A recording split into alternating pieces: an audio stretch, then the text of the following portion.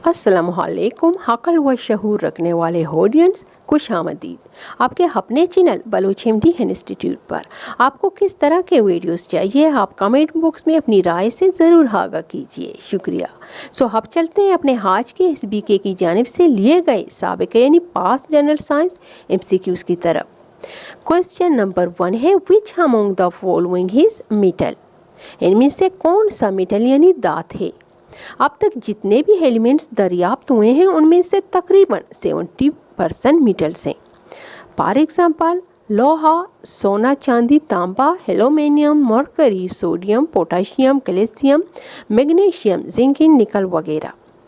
यहाँ पर आपका आंसर होगा ऑप्शन नंबर है यानी सोडियम। अगला क्वेश्चन है, what is the symbol of gold. सोने की अलामत कौन सी है। यहाँ पर आपका आंसर होगा ऑप्शन नंबर बी यानी है यू, आपका आंसर है। अगला question, which among the following is non metal. इनमें से कौन सा नॉन मेटल यानी गैर धात है। आइए कुछ मिसालें देख लेते हैं। Hydrogen, helium, carbon, nitrogen, oxygen, argon, sulphur, phosphorus, fluorine, chlorine and bromine, iodine, neon वगैरह नॉन मेटल्स की मिसालें हैं। यहाँ पर आपका आंसर होगा ऑप्शन नंबर है यानी ब्रोमीन। अगला question, which is the largest planet in the solar system. Jupiter solar system का सबसे बड़ा गैसीय सैयारा है। इसमें पाई जाने वाली गैसें हाइड्रोजन और हीलियम हैं। ये क्वेश्चन भी काफ़ी बार पूछा जा चुका है। The messages from eye to the brain are send by. आँख से दिमाग तक पैगामात यानी सिग्नल्स ऑप्टिक नर्व के जरिए पहुंचते हैं। यहाँ पर आपका आंसर होगा ऑप्शन नंबर है यानी ऑप्टिक नर्व। अगला क्वेश्चन है, विच among the following has universal solvent. दर्ज झेल में से यूनिवर्सल सॉल्वेंट कौन सा है। पानी की सबसे बड़ी खुसूसियत ये है कि ये अपने अंदर बहुत सी अशिया को हल करने की सलाहियत रखता है। इसी वजह से इसको आलमगीर महलल यानी यूनिवर्सल सॉल्वेंट कहते हैं। यहाँ पर आपका आंसर होगा ऑप्शन नंबर सी यानी वाटर। अगला question, which planet among the following is no moon. दर्ज झेल में से कौन से सैयारे का चांद नहीं है। सोलर सिस्टम में मरकरी और वेनस के अलावा तमाम सैयारों के चांद होते हैं। यहाँ पर वेनस तो नहीं है, सिर्फ मरकरी दिखाई दे रहा है। आपका आंसर होगा ऑप्शन नंबर बी यानी मरकरी। अगला क्वेश्चन है, the change of milk and to yogurt is. दूध का दही में चेंज होना कहलाता है। यहाँ पर आपका आंसर होगा ऑप्शन नंबर बी यानी केमिकल चेंज। गाइस, केमिकल और फिजिकल चेंज के बारे में डिटेल से मैं अपने पहले वाले वीडियो में बता चुकी हूँ। जितने वीडियोस में SBK टेस्ट की तैयारी के लिए बना चुकी हूँ उनके अंदर सब कुछ डिटेल से मौजूद है। चलते हैं अपने अगले क्वेश्चन की तरफ। Which among the following plant pollination takes dash through cross pollination. किन पौधों में पोलिनेशन क्रॉस पोलिनेशन के जरिए होती है। पोलिनेशन की दो अक़साम हैं, एक है सेल्फ पोलिनेशन और दूसरा है क्रॉस पोलिनेशन। गुलाब, सेब और पॉपुलर वगैरह के पौधों में क्रॉस पोलिनेशन का अमल होता है। इसलिए से आपका आंसर होगा ऑप्शन नंबर सी यानी रोज़। अगला क्वेश्चन है, which part of the cell makes proteins. कुलिया का कौन सा हिस्सा प्रोटीन बनाता है। यहाँ पर आपका आंसर होगा ऑप्शन नंबर है यानी राइबोसोम्स। राइबोसोम्स इंतहाई छोटे दानेदार अजसाम हैं जो साइटोप्लाज्म में पाए जाते हैं और प्रोटीन्स की तैयारी में अहम किरदार अदा करते हैं। सेल के बारे में जितने भी MCQs बन सकते हैं वो सब मेरे चैनल पर आपको मिल जाएंगे। सेल के बारे में अलग से मैंने 2 वीडियोस पहले बना चुकी हूँ, उनको जाकर आप देख सकते हैं। अब चलते हैं अपने अगले क्वेश्चन की तरफ। Cross pollination takes place in which among the following. दर्ज झेल में से किस पौधे में क्रॉस पोलिनेशन का अमल होता है। यहाँ पर आपका आंसर होगा ऑप्शन नंबर डी यानी नन ऑफ दिस। अगला question, which among the following disease is caused by virus. दर्ज झेल में से कौन सी बीमारियां वायरस से फैलती हैं। यहाँ पर आपका आंसर होगा ऑप्शन नंबर डी यानी ऑल ऑफ दिस, क्योंकि ये सारी बीमारियां वायरस से ही फैलती हैं। अगला क्वेश्चन है, dash system control the action of all our body. So यहाँ पर आपका आंसर होगा ऑप्शन नंबर बी यानी नर्वस सिस्टम। हमारे जिस्म के सारे हवाल को कंट्रोल करता है, वो नर्वस सिस्टम कहलाता है। अगला क्वेश्चन है spherical mirror are how many kinds. Spherical mirror दो किस्म के होते हैं, concave mirror and convex mirror. So यहाँ पर आपका आंसर है ऑप्शन नंबर है यानी 2। अगला क्वेश्चन है stomata present in the lower epidermis of the leaf help in.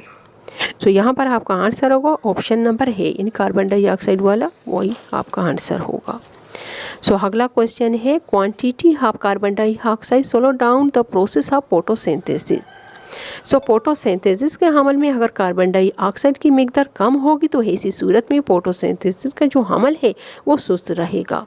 So यहाँ पर आपका आंसर होगा ऑप्शन नंबर बी यानी लेस।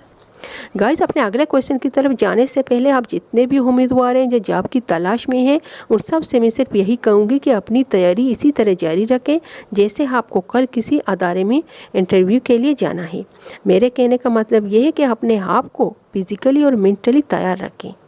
मगर अफसोस हम क्या करते हैं कि टेस्ट के एक दिन पहले ही हमें याद आ जाता है कि कुछ पढ़ना है। पूरे साल हम बेखबर रहते हैं, भला है कि 2 दिन में आप क्या सीखेंगे। शुक्रिया। सो आप चलते हैं अपने अगले क्वेश्चन की तरफ।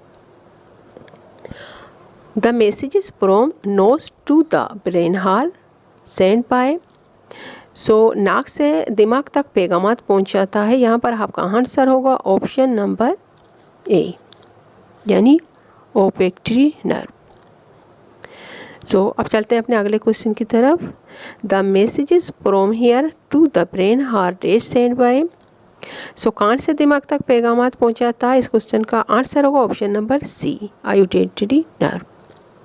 अगला question the liner most layer of the skin scale.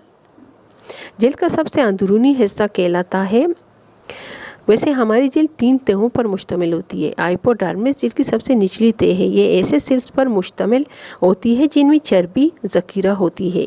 ये हमारे जिस्म को गर्म रखती है। सो यहाँ पर आपका आंसर है ऑप्शन नंबर ए यानी हाइपोडर्मिस। सो अब आगे बढ़ते हैं। The largest part of human brain is. यहाँ पर आपका आंसर है ऑप्शन नंबर बी सीरिबरम दिमाग का सबसे बड़ा हिस्सा है। अगला question dialysis is use when the patient is serious trouble. So यहाँ पर आपका आंसर है ऑप्शन नंबर सी यानी किडनी। मसनूई तरीके से खून से फाजिल और फासिद मादों के अखराज के हमल को डायलिसिस कहा जाता है। अब चलते हैं अपने अगले क्वेश्चन की तरफ। Insulin is secreted in. So यहाँ पर आपका आंसर है ऑप्शन नंबर है इन पेनक्रियाज। अगला question night blindness is caused by the deficiency of. So यहाँ पर आपका आंसर होगा ऑप्शन नंबर है यानी विटामिन है। विटामिन है की कमी से रातों को इंतहाई कम दिखाई देता है। सो अगला क्वेश्चन है which of the following is essential for blood clotting. So यहाँ पर आपका आंसर होगा option number C blood platelets. Blood platelets की मदद से जख्म वाली जगह पर से खून बहना रुक जाता है।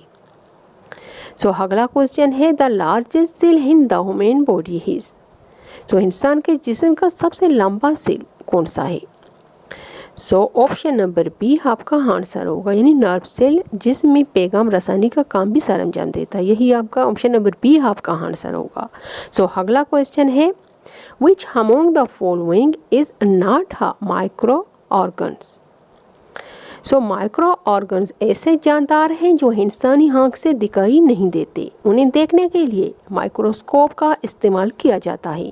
सो यहाँ पर आपका आंसर होगा ऑप्शन नंबर डी यानी नन ऑफ देम, क्योंकि ये बाकी तीनों माइक्रो ऑर्गन्स हैं। अगला क्वेश्चन है choose the correct renewable energy resources. सही काबिले तजदीद तवानाई के ज़राए का इंतखाब करें। कुदरत में पाए जाने वाले ऐसे एनर्जी हब रिसोर्सेज जो बार बार हासिल किए जा सकते हैं, फॉर एग्ज़ाम्पल लकड़ी, गोबर, कपास की डंडियाँ, गन्ने और दाल के छिलके वगैरह। सो यहाँ पर आपका आंसर है ऑप्शन नंबर डी यानी नन ऑफ दीज। अगला question which among the following are omnivores. So दर्ज झेल में से कौन से जानवर हमलाखोर हैं? ऐसे जानवर जो पौधों और दूसरे जानवरों के गोश्त दोनों खा लेते हैं वो हमलाखोर या ओमनिवोर्स कहलाते हैं। फॉर एग्जाम्पल इंसान, कौवा, मुर्गी, रीछ वगैरह। सो यहाँ पर आपका आंसर है ऑप्शन नंबर सी यानी रीछ।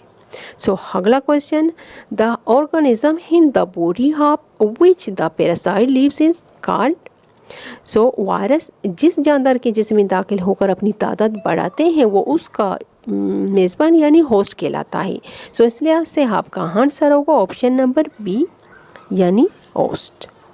सो अगला question, both side of the tongue have taste buds of detect dash taste. So ज़बान की नोक पर मौजूद टेस्ट बड्स मीठे जायके की पहचान करते हैं। ज़बान के पिछले हिस्से पर मौजूद टेस्ट बड्स कड़वे जायके की पहचान करते हैं और ज़बान की दोनों साइड्स पर नमकीन और तरश जायके की पहचान के लिए टेस्ट बड्स होते हैं। टेस्ट बड्स ऐसे नर्व सेल्स के साथ मुंसलिक होते हैं जो दिमाग तक पैगाम पहुंचाते हैं। इस तरह दिमाग मुख्तलिफ अशिया के जायकों की पहचान करता है। सो यहाँ पर आपका आंसर है ऑप्शन नंबर सी यानी सोर्स एंड साल। सो आगे बढ़ते हैं। सो गाइज आज के क्वेश्चन का आखिरी क्वेश्चन देख लेते हैं।